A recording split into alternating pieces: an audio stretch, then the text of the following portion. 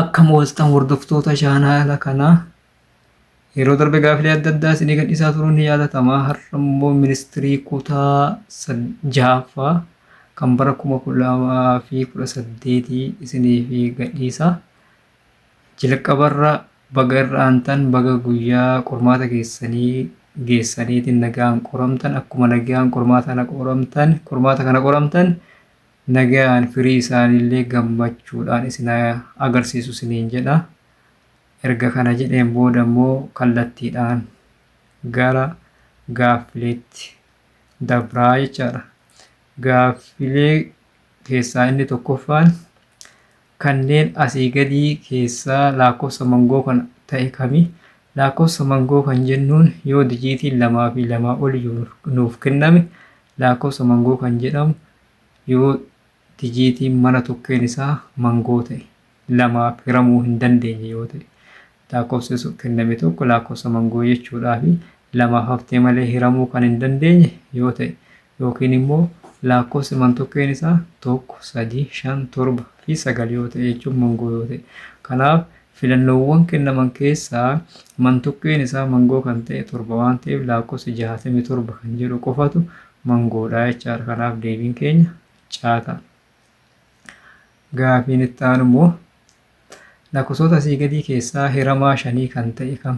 Lakkoofsi tokko 5 haftee malee ni hirama kan jennu yoo man tokkeen isaa 5 yookiin 0 ta'edha.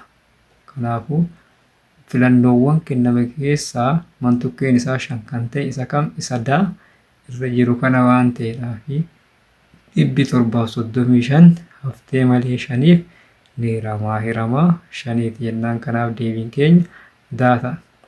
Gaaffii itti aanu immoo kanneen asii gadii keessaa lakkoofsa hammattoo kan ta'e kam? Lakkoofsa hammattoo jechuun lakkoofsa hirmaattota 2 ol qabu hammattoo jennaan. Kan 2 qabu immoo kobxii jennaan. Kanaaf kennama kanneen keessaa kan hirmaattota 2 ol qabu isa 24 jedhu kanatu hirmaattonni 24 1, 2, 3, 4, 6, 8, 12 fi 24 isaan guutuun isaanii hirmaattota 24 waan ta'aniif hirmaattota 24 guutuutti 2 ol qaba waan ta'eef deebiin keenya baa kanatu lakkoofsa hammattoo ta'a jechaadha. Gaaffiin itti aanu immoo lakkoofsa 72 hirmaattota kobxiiti yeroo diriirsinu maal ta'a jedha. 72 jechuun immoo 8 baay'isuu meeqaati? 8 baay'isuu 9ti. 8 jechuun immoo 2 hogguu meeqa waliin baay'isuudha? Yeroo 3 wajjin baay'isuudha. 9 jechuun 3 hogguu 2 waliin baay'isuudha. Kanaaf 2 hogguu 3 waliin baay'isuun gara biraatiin paaworii yoo ibsine 2 paaworii 3 3 hogguu 2 waliin baay'isuu jechuun waliin baay'isuu jechuun immoo 3 iskeeriidha.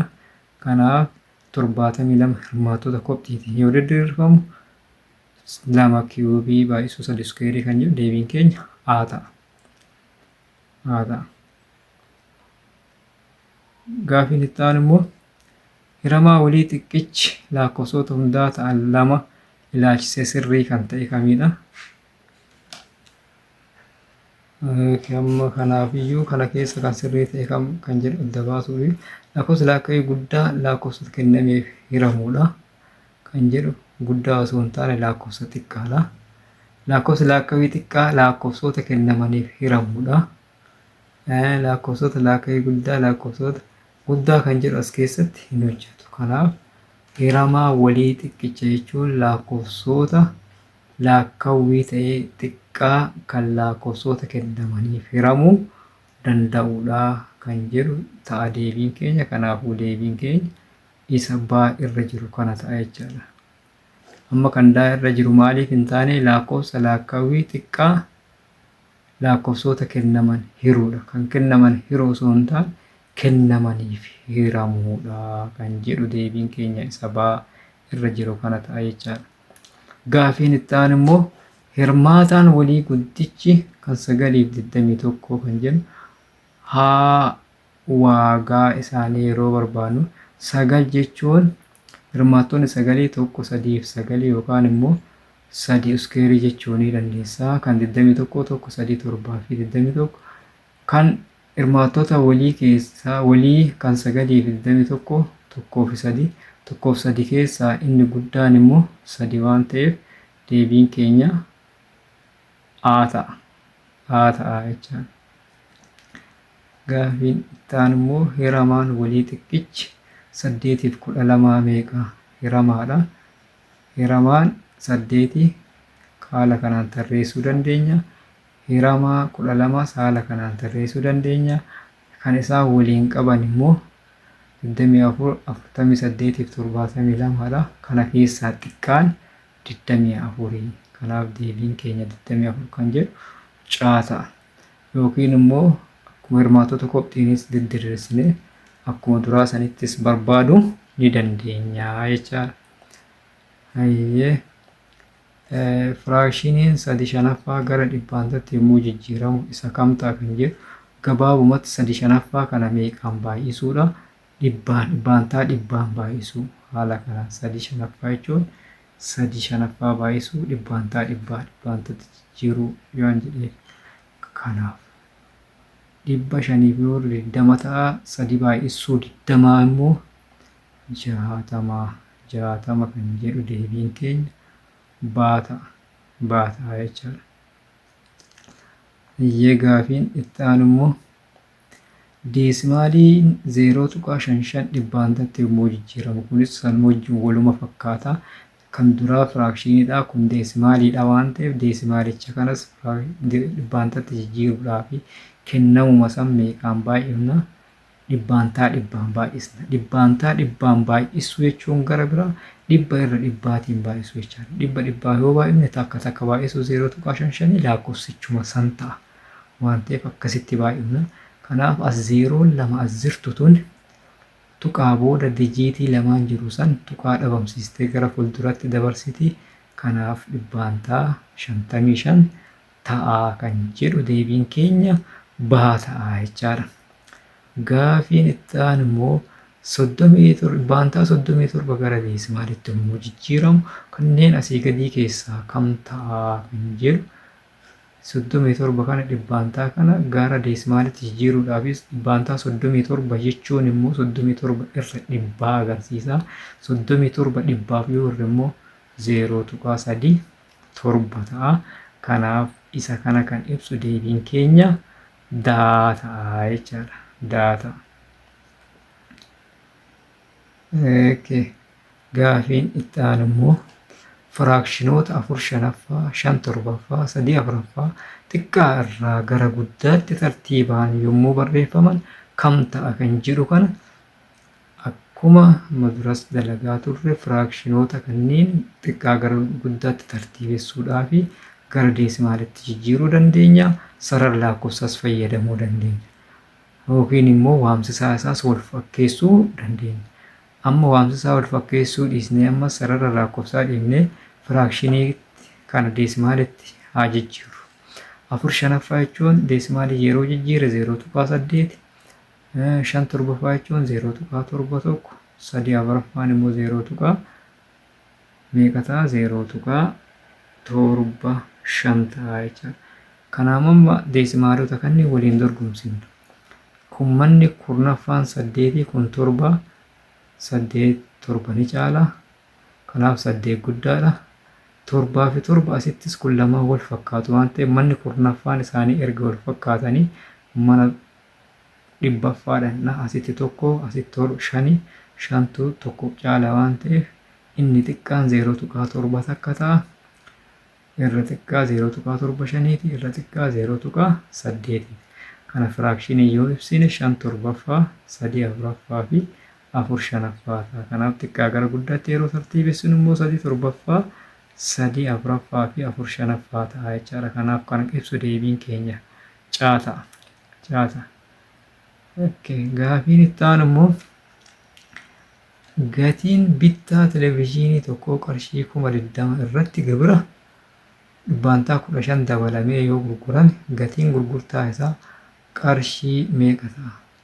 Gatii gurgurtaa isaa argachuudhaaf gatii itti dabalame san fi gatii duraa walitti edaana. Kanaaf gatiin gibiraa immoo dhibbaantaa 15 waan ta'eef baay'isuu 20 fi dhibbaantaa 15 jechuun 15 irra dhibbaa waan ta'eef 20 dhibbaa fi warra 0202 balleessitee 15 baay'isuu 200 15 baay'isuu 200 ammoo 3,000 gibirri dabalataa meeqa qarshii 3,000 kanaaf waliigala televezyiinichi meeqaan bitame jechaadha 20,000 kan televezyiiniin bitamee fi kan gatii gibiraa kan ba'e 3,000 walitti 23 ta'a. Kanaaf waliigalatti 23 jechaadha gatii gibiraa dabalatee televezyiinichi kan bitameen 23 20 irratti gatii gibiraa yoo daballe 23 ta'a waan ta'eef isa kana kan ibsu deebiin keenya A ta'a. Gaafiin itti aanu immoo 3 irratti 0.2 meeqa ta'a kan jedhu 3 jechuun immoo 0.6 3 fi 0.6 eda'uu 0.2 0.6 fi 0.2 yoo eda'an 0.8 ta'a. Kanaaf deebiin keenya B ta'a. Gaafiin itti aanu immoo dallaa mana barumsaa tokko keessa 2/7 irraa habaaboo 3/7 irra immoo kuduraatu dhaabame. Lafti mana barumsaa habaaboof kuduraaf irra dhaabame kuduraan irra dhaabame waliigala hammam ta'a? Amma eda'ama waan ta'eef kunis waamsisaan isaanii wal fakkaatu waan ta'eef waamamaa qofa daayirektilii walitti daballaa 2/7 irratti 3/7 2 eda'uu 3 jala 7 ta'a. Maaliif waamsisaan isaanii wal fakkaata waan ta'eef kanaaf 5/7 kan jedhu deebiin keenya 5/7 C ta'a jechaadha. Gaafiin itti aanu immoo 3.72 hir'isuu 0.4 takka. Kunis straight forwardidha. Wanti liqeeffannu hin jiru lamarraatii takka ta'a 7 irraa 4 immoo meeqa ta'a? 3 ta'a. 3 irraa 0 3 ta'a. 3.31 kan jedhu inni kunis deebiin keenya D ta'a.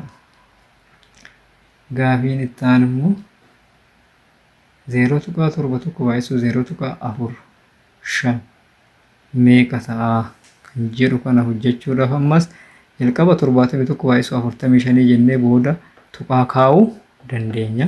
Kana yoo waliin baay'ifne 70 takka 45 yoo waliin baay'atan kana ta'u qabxii booda dijiitii 1 2 3 4tu jira waan ta'eef 0.31 jennee haala kanaan deebii isaa keenya deebiin sirriin isaa isa kana kan ibsu caadhaa jechaadha.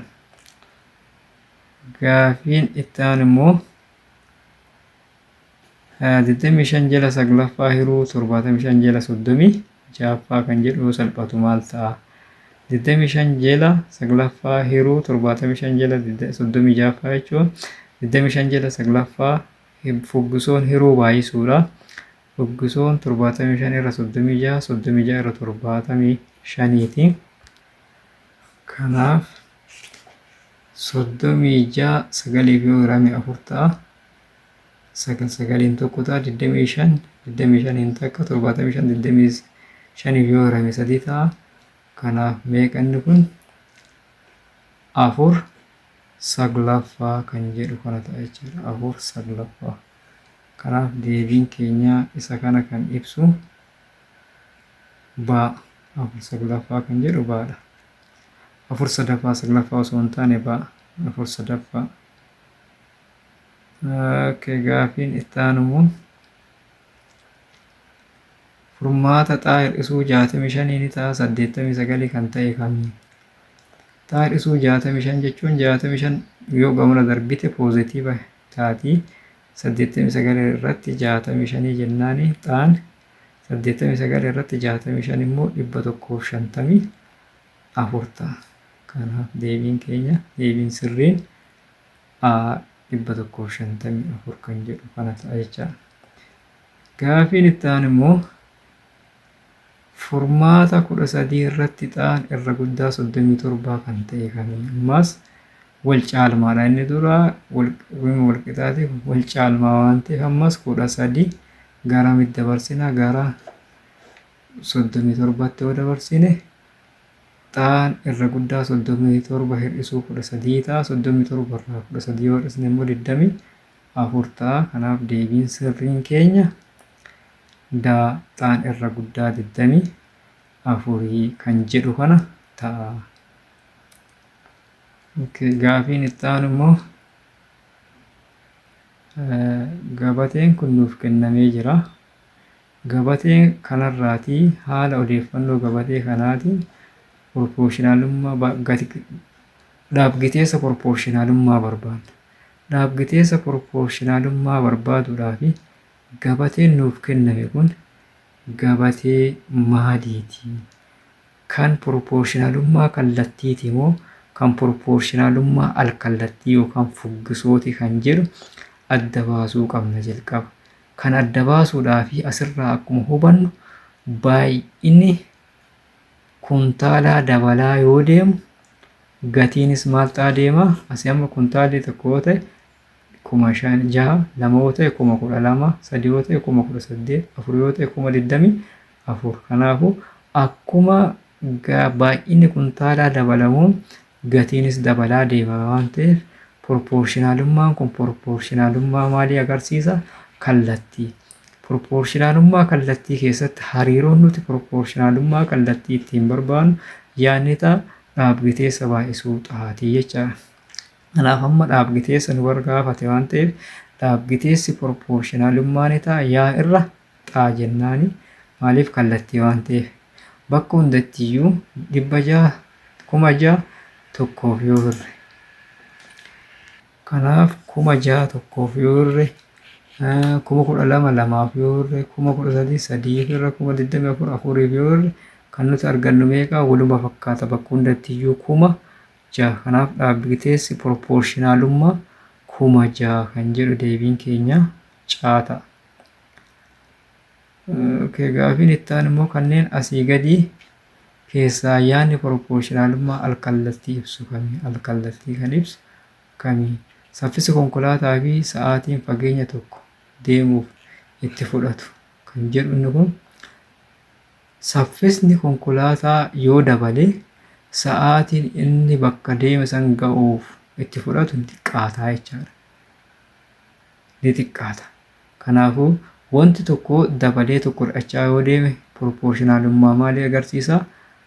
Al-kallattii yookaan fuggisoo agarsiisa waan ta'eef deebiin keenya gara biraa osoo hin dhaqin kanuma A kana ta'a. Fakkeenyaaf kan baay'ee yoo fudhanne hamma boba'aa fayyadamee fi fageenya konkolaataan deeme.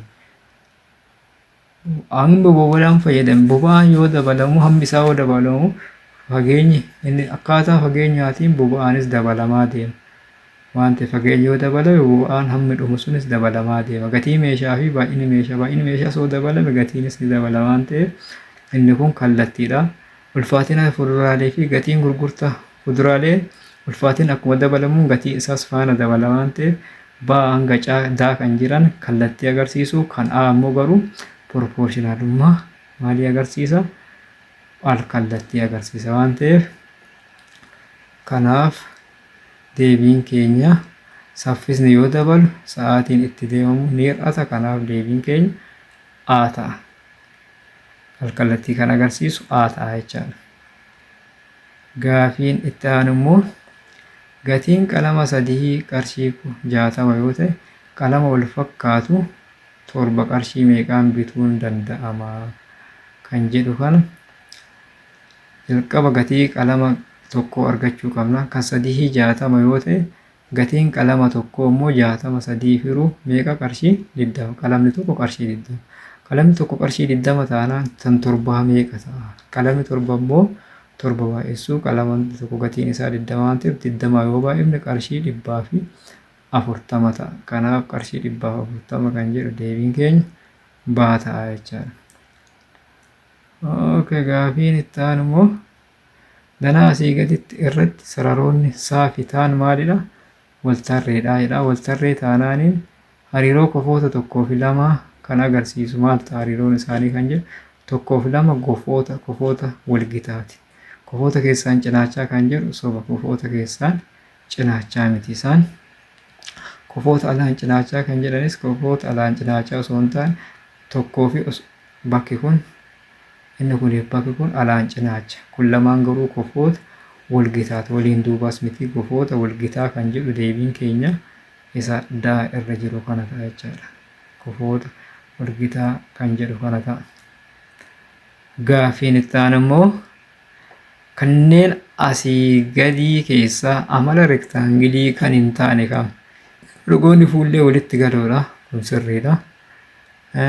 Rogoonni fuullee wal tarreedha. Sirriidha. Caarratti sarbiiwwan isaan lamaanii wal tarreedha.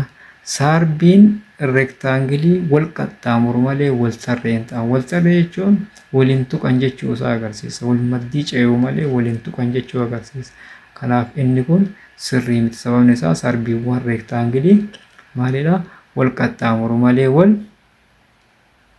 tarree miti jechaadha. Kanaaf deebiin keenya isa kam agarsiisa? Caan ta'a jechaadha. Gaaffiin inni 25ffaan diyaameetirii geengoo kanaa kan ta'e kam? Diyaameetirii jechuun kan handhuura geengoo keessa darbu. Oon handhuura taanaaniin oo kana keessa darba. Oo kana keessa darba waan ta'eef diyaameetirii oo kana keessa kan darbu caadaa kan jedhutu diyaameetirii ta'a jechaadha. Diyaameetiriin sarara handhuura geengoo oo keessa darbuudha. Kanaaf caadaan diyaameetirii kan jedhu deebiin keenya A ta'a jechaadha. Aan diyaameetiriidha. Gaaffiin itti aanu immoo kanneen asii gadii keessaa siliindarii kan ibsu kam? Siliindarii. Danaa diriirooti. Danaa diriirooti. Siliindariin diriiroo osoo hin taane danaa jaboodha. Kun sirrii miti. Fuulota cinaachaa 3 qaba. Siliindariin fuulota cinaachaa 3 qaba kan jedhu kun sirrii miti. Hundee tokko qofa qaba. Hundee 2 qaba malee tokko hin qabu. Hundee geengawaa 2 qaba kan jedhu kanaatu sirriidha. Kanaaf deebiin keenya siliindariin hundee geengawaa 2 qaba. Hundee gubbaa fi hundee jalaa jechaadha. Kanaaf deebiin keenya daadha. Gaaffiin itti aanu immoo ammas danaa kanarra dhaabbannee danaan kun piraamidii rektaangulaaraadha. Qaamolee piraamidichaa kanneen lakkoofsaan mul'ifaman. Isaan kanneen ilaalchisee kan sirrii ta'e tokkoffaa fuula cinaachaati. Tokko fuula cinaachaa jedha. Tokko fuula cinaachaa osoo hin taane qarqara. Kunis sirrii miti. 3 vaarteksiidha jedha caan. Sirriidha. 3 kun lakkoofsi 3 maal agarsiisa? Vaarteksii agarsiisa. Baan 2 hundee jedha. 2 hundee osoo hin taane fuula cinaachaati. 4 fuula cinaachaa jedha. 4 immoo fuula cinaachaa osoo hin taane hundeedha. Kanaaf deebiin keenya tokko qarqara, 2 fuula cinaachaati, 3 immoo vaarteksiidha, 4 immoo hundee waan ta'eef kana kan agarsiisu deebiin keenya caala. Vaarteksii agarsiisa lakkoofsi 3 jechaadha. So kan sirrii ta'e lakkoofsi 3 vaarteksii agarsiisa kan jedhu kanaadha. Gaaffiin itti aanu ammas magaalaa tokkotti lafti mana jireenyaatiif kennamu tokko boca rektaangulaawaa akka danaa asii gaditti kenname. Inni kun amma dalgeen 13 oleen 80 yoo ta'e naannawa isaa barbaade. Naannawa isaa argachuudhaaf naannawaan rektaangilii 2 baay'isuu dheerina eda'u dalgee waan ta'eef naannawaan hin kennamne.